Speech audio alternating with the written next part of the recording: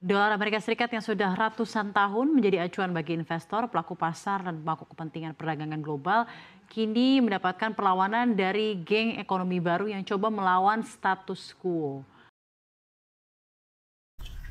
Apakah kamu tahu, sekarang mata uang rupiah bernilai 16.000 sekian. Hal tersebut tentu menandakan mata uang rupiah turun dari tolak ukur US dollar. Dan apakah kamu tahu bahwa mata uang US dollar menjadi mata uang internasional?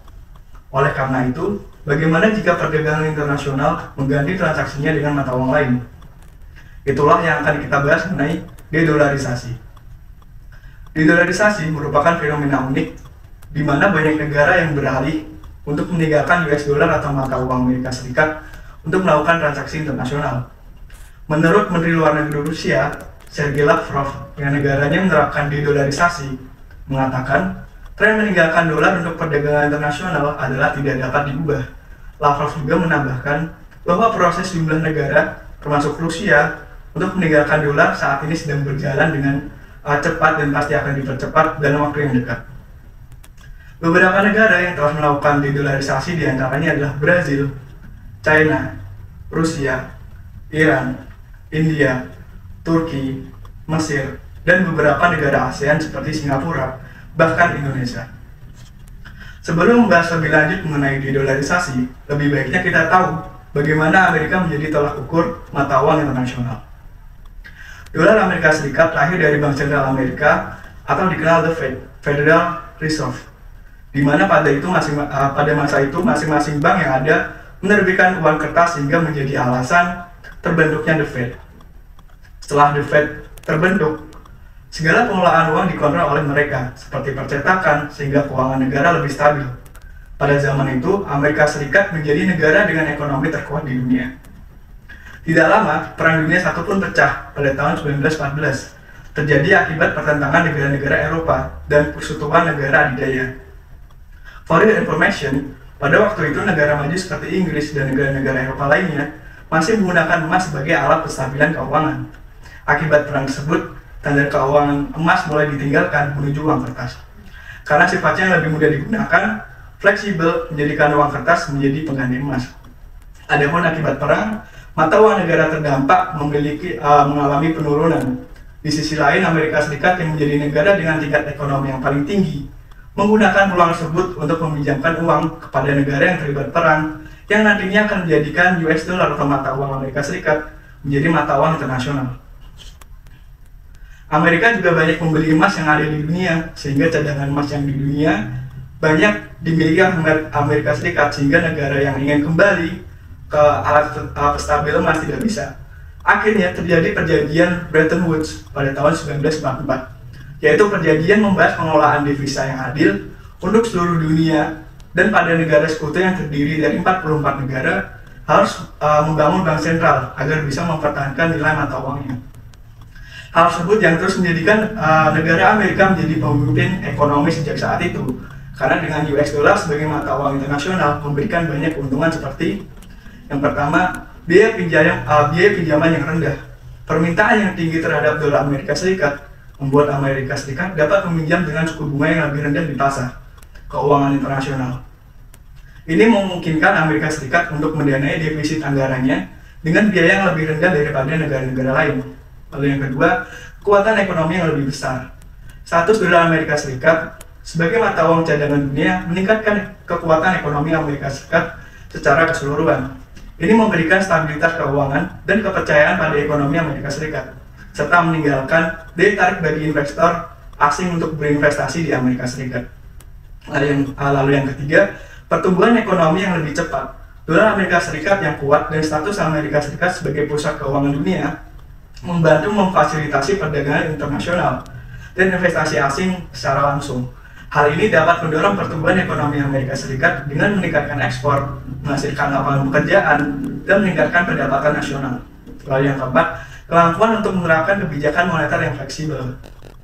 Sebagai negara penerbit mata uang cadangan di dunia, Amerika Serikat memiliki lebih banyak fleksibilitas dalam menerapkan kebijakan moneter untuk mengatur aktivitas ekonomi domestiknya. Bank Sentral Amerika Serikat, Federal Reserve, dapat mengatur suku bunga dan melakukan intervensi moneter lainnya dengan lebih leluasa. Yang kelima, Keuntungan geopolitik. Status dolar Amerika Serikat sebagai mata uang internasional memberikan Amerika Serikat keuntungan geopolitik yang signifikan. Amerika Serikat juga dapat menggunakan pengaruhnya dalam kebijakan luar negeri dan diplomasi ekonomi, serta menggunakan sanksi ekonomi sebagai alat kebijakan luar negeri. Dan yang terakhir, permintaan yang konsisten untuk produk Amerika Serikat, karena dolar digunakan dalam perdagangan internasional sebagai mata uang cadangan. Selanjutnya, karena banyak uang keuntungan yang diterima oleh dolar Amerika Serikat dan Amerika dinilai tidak seimbang oleh negara-negara lainnya, bahkan cenderung merugikan. Oleh karena itu muncul gerakan dedolarisasi. Alasan muncul gerakan dedolarisasi yang pertama adalah ketergantungan terlalu besar pada dolar Amerika Serikat. Beberapa negara atau entitas ekonomi mungkin merasa rentan karena terlalu banyak bergantung pada dolar Amerika Serikat dalam transaksi keuangan internasional mereka. Ketergantungan yang berlebihan ini dapat membuat mereka rentan terhadap fluktuasi nilai tukar dolar dan kebijakan moneter Amerika Serikat. Yang kedua, ketidakpastian geopolitik.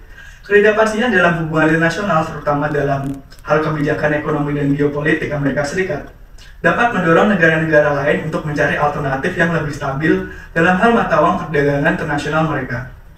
Sanksi ekonomi yang diberlakukan oleh Amerika Serikat terhadap beberapa negara juga dapat mendorong mereka untuk mencari cara untuk mengurangi ketergantungan mereka pada dolar Amerika Serikat. Kalau yang ketiga, pengembangan ekonomi dan keuangan global. Negara-negara dengan ekonomi yang berkembang mungkin melihat pengurangan ketergantungan pada dolar Amerika Serikat sebagai langkah menuju diversifikasi ekonomi mereka dan peningkatan kedaulatan keuangan. Mata uang domestik atau mata uang regional lainnya dapat menjadi alternatif yang menarik untuk mengurangi risiko ekonomi eksternal. Lalu yang keempat, perubahan struktural dalam sistem keuangan global. Perubahan dalam struktur sistem keuangan global, termasuk peningkatan peran mata uang lainnya seperti yuan di Tiongkok, euro di Uni Eropa, atau uang regional lainnya, juga dapat mempengaruhi keputusan negara-negara untuk mengurangi ketergantungan mereka pada dolar Amerika Serikat. Selanjutnya yang terakhir, teknologi dan inovasi finansial. Kemajuan dalam teknologi finansial dan pembayaran seperti digital currency, seperti Bitcoin, akan membantu sebagai mata uang perdagangan internasional. Selanjutnya, manfaat apa saja yang didapatkan oleh negara-negara yang menerapkan dedolarisasi? Yang pertama adalah stabilitas mata uang. Dedolarisasi berpotensi meningkatkan stabilitas mata uang lokal karena mengurangi ketergantungan terhadap dolar Amerika Serikat. Yang kedua, diversifikasi pasar ekspor dan impor. Dengan mengurangi ketergantungan terhadap dolar Amerika Serikat, negara dapat mencari peluang baru di pasar-pasar non-dolar Amerika Serikat. Yang ketiga, peningkatan stabilitas ekonomi. Mata uang yang dikelola secara independen oleh bank sentral negara dapat disesuaikan dengan kondisi ekonomi dan keuangan domestik, yang dapat meningkatkan stabilitas ekonomi dan mengurangi kemungkinan krisis keuangan. Lalu yang keempat, integrasi regional. Dedolarisasi dapat mendorong integrasi ekonomi dan keuangan regional dengan mendorong penggunaan mata uang regional atau mata uang bersama dalam perdagangan dan investasi negara-negara tetangga. Lalu yang terakhir, peningkatan inovasi keuangan. Dedolarisasi dapat mendorong perkembangan inovasi dalam sistem pembayaran dan produk keuangan lokal atau regional yang dapat meningkatkan efisiensi dan likuiditas pasar keuangan. Di samping manfaatnya yang besar, terdapat risiko yang besar pula untuk dedolarisasi. Yang pertama adalah risiko ketidakstabilan. Proses transisi dari dolar Amerika Serikat ke mata uang lokal dapat menyebabkan ketidakstabilan. Lalu proses transisi juga dapat menjadi tantangan sendiri dan memerlukan waktu yang cukup lama atau long term.